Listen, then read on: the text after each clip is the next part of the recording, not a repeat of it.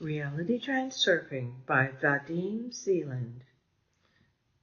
Book 3, Forward to the Past. Chapter 3, Coordination. Segment, Liberation. Liberation. The determination to have is shaped by the free energy of intention. Let me repeat that. The determination to have is shaped by the free energy of intention. Two things are in the way of letting yourself have. First, the disagreement between your soul and mind. Second, excessive potentials of internal and external importance that take up the free energy. It would be wrong to assume that the determination to have is just ordinary thoughts like, I want and I will. In reality, such thoughts must be filled with energy of intention. Otherwise, it will just be the usual mumblings of your mind and nothing more. Obviously, your thoughts must spring from the unity of your soul and mind. In worst-case scenario, the modification of energy of intention won't be pure.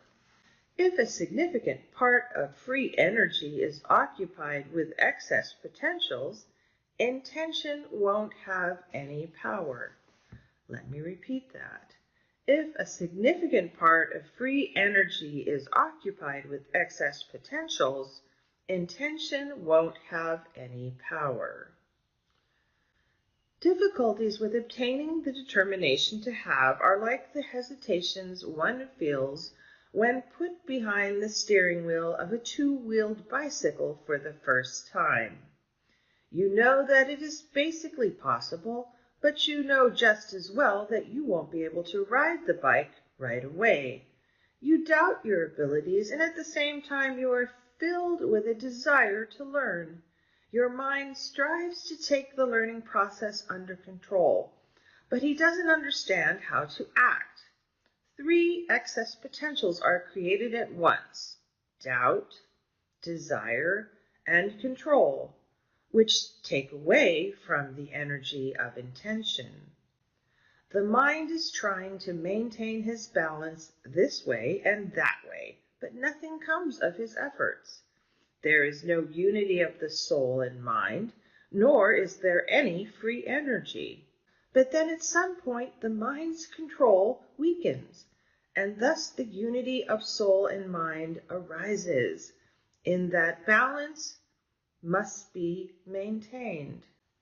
But then at some point the mind's control weakens, and thus the unity of the soul and mind arises. In that balance must be maintained. As a result, everything works out.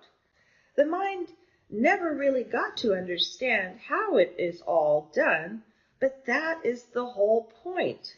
The mind is always thinking about means, that is, about how one must act.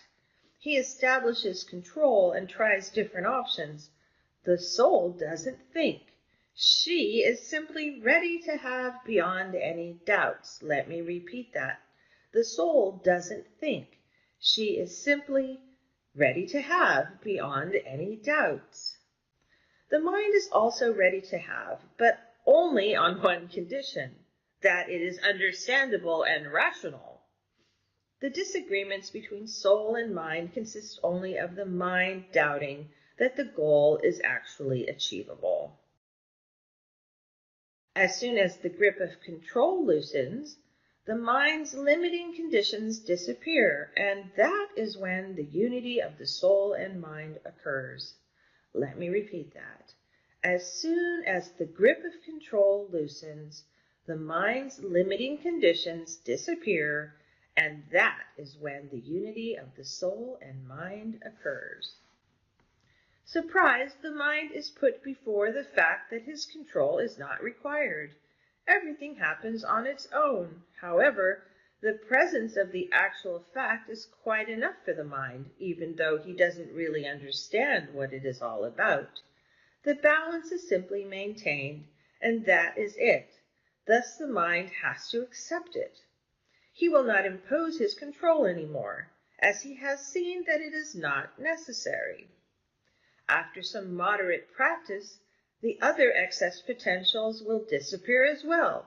The energy of intention will be released, and riding the bike goes from being a problem to being a pleasure. Thus, in order to obtain the determination to have, it is necessary to achieve the unity of the soul and mind, and to free the energy of intention from excess potentials. The unity of soul and mind is achieved on the way to your goal through the right door. It remains only to identify your true aspirations and to embark on the path. Having thrown the useless weight of internal and external importance off your shoulders, you are releasing the energy of intention, the moving force for transfers in the space of variations. But by keeping internal and external importance, you are spending 99% of your energy on maintaining excess potentials. How can there be any free energy if it is all involved with potentials? In order to drop importance, you need to act consciously and be aware of what you are attaching excessive significance to, and what will be the result of that. Unfortunately, one isn't always successful at rejecting importance on a mental level. In that case, the only thing left to do is act. The energy of an excess potential dissolves in action. Keep playing the slide of your goal in your mind. Keep visualizing the process and keep calmly moving your feet in the direction of your goal. And that will be your action. Let me repeat that. Keep playing the slide of your goal in your mind. Keep visualizing the process and keep calmly moving your feet in the direction of your goal. And that will be your action. How not to be afraid? Find a safety net. The excess potential that is the most difficult to overcome is fear. You won't be able to force yourself not to be afraid. If something is of excess importance to you that you cannot reject, like for example your life, career, your house, and if these valuables are in jeopardy, then the only way to drop the excess potential would be to find a shelter, plan B, an alternate route, etc. How not to worry and how not to get anxious? Act. The potentials of anxiety and worry are dispersed in action. Idle worry will hang in the air until you start acting actively. The type of activity you are doing may not even have anything in common with the object of worry. It is enough to start doing something and you will immediately feel how your worry is diminishing. How not to desire? Accept a possible defeat and act. This potential is just as hard to eliminate because to reject desire altogether is hardly possible. However, if you accept a defeat and find alternate ways in advance, then the potential of desire becomes balanced. In any case, desire can be transformed into action. As you know, desire is what comes before intention. When desire is translated into an intention to act, the energy of the potential is dissolved. The energy of desire goes to create intention. How not to expect? Act.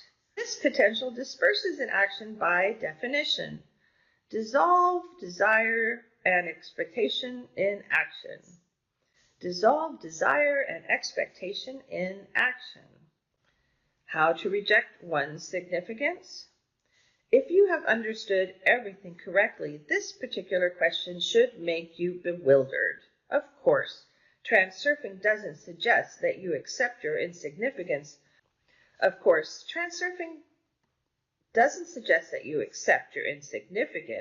Rather that you accept your significance as a given. The only problem is that your mind will sense his significance only if the people around you will treat you accordingly. Having taken that into consideration, the secret behind increasing one's significance is as simple as it is valid. You just need to reject any actions aimed at increasing your significance. Let me repeat that. You just need to reject any actions aimed at increasing your significance. Study yourself. What do you do when defending your significance? You demand attention, respect, prove you're right, take offense, defend yourself, justify yourself, engage in conflict, show arrogance, scorn, strive towards being first, belittle someone's dignity, highlight someone's flaws, show off your virtues, and so on. Study yourself. What do you do when defending your significance? You demand attention, respect, prove you're right, take offense, defend yourself, justify yourself, engage in conflict, show arrogance, scorn, strive towards being first, belittle someone's dignity, highlight someone's flaws, show off your virtues, and so on. If you gradually reduce to zero all of those attempts to increase your own significance, people around you will sense it, subconsciously. Since you are not defending your significance, then it means it is already at a high level. Let me repeat that. Since you are not defending your significance, then it means that it is already at a high level. People will immediately start treating you differently. Having sensed that people are treating you with more respect, your mind will automatically acknowledge his significance. If you acknowledge your high significance, people around you will immediately agree with you. That is absolutely certain. Let me repeat that. If you acknowledge your high significance, people around you will immediately agree with you. That is absolutely certain. Hence, you will get what you have rejected. How not to get irritated. Play with the pendulum, breaking the rules of the game. It is the only way to get rid of the habit of reacting negatively to bad news. How to do this, you already know. You just need to remember in time that it is a game and merely break its rules.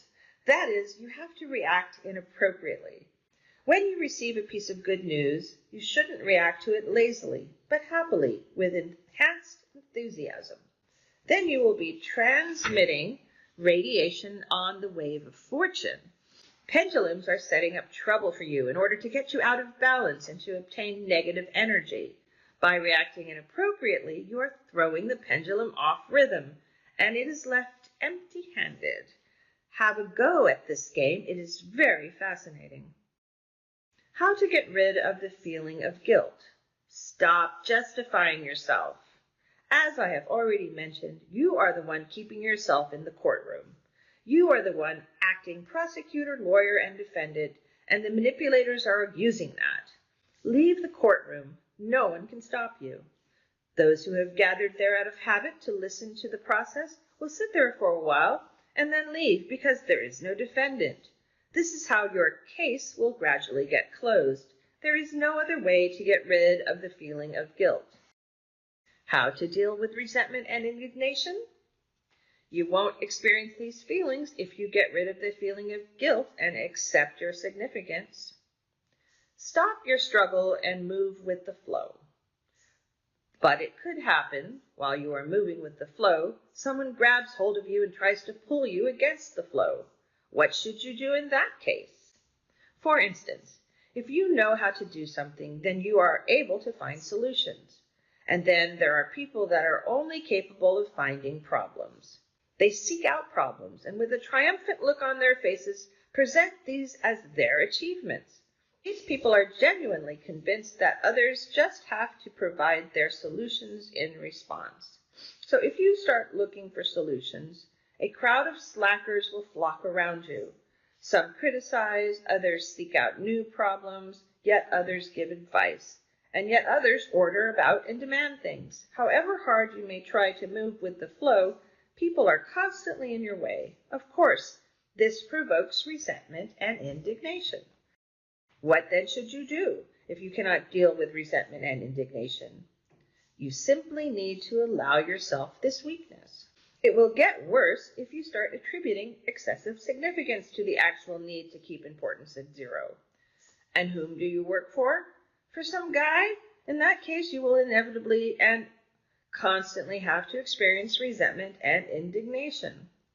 Get out onto the path towards your goal, and then eventually, even if you will work only for yourself. But until then, allow yourself to lose it from time to time and to create excessive potentials. Do not force yourself to win all the time. Let me repeat that. Do not force yourself to win all the time. So instead of fighting one's excess potentials, one needs to act within the limits of purified intention. Let me repeat that. So instead of fighting one's excess potentials, one needs to act within the limits of purified intention. And intention is purified in the process of movement. As you can see, the determination to have is not simply achieved by speculative exercise, but by specific actions. In any way you can, at least start moving your feet towards your goal. Let me repeat that. In any way you can, at least start moving your feet towards your goal. Your actions will gain efficiency in the process of movement. The determination to have goes through 3 stages. The first stage, constraint, caused by the unusualness of the situation. Is this really for me? When you are playing the goal slide in your head, you cannot get completely used to the fact that it is possible. The second stage, delight, is close to the feeling of weightlessness. At some point you will feel that your constraint disappeared, you have accepted the goal into your comfort zone, and you have felt delight because the goal suddenly seemed quite real. The feeling of weightlessness, too, has a very real foundation. It is the energy of intention being freed from excess potentials. It is that energy that you are sensing. And finally, with time, the determination to have proceeds into a third stage, ordinariness. You are constantly playing the slide of your goal in your thoughts. You are getting used to it, and gradually everything that you have in the slide becomes ordinary to you. The slide is maintained on the film of importance. While you are still desiring, doubting, and thinking about the means of achieving your goal, the determination to have is standing on an unstable foundation. As soon as importance dissolves, determination gains strength. What is important, then, is not to lose the determination to have. That is, the intention to move your feet in the direction of your goal. If you have gone through these 3 stages, then you are on the right track. Well, and finally, how not to bend the weight of problems. In any situation, there is something more or less weighing us down. It is very difficult to just go ahead and reject any importance. For this occasion, there is one interesting and very powerful method in transurfing: coordination of intention. End segment.